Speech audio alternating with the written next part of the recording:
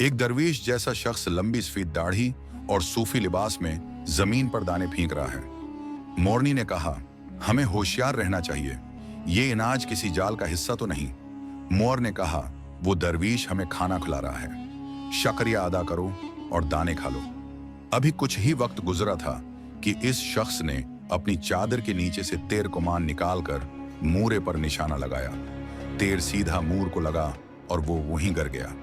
मोरनी चीखती हुई बाबा जी के पास पहुंची और सब कुछ बाबा जी को बता दिया।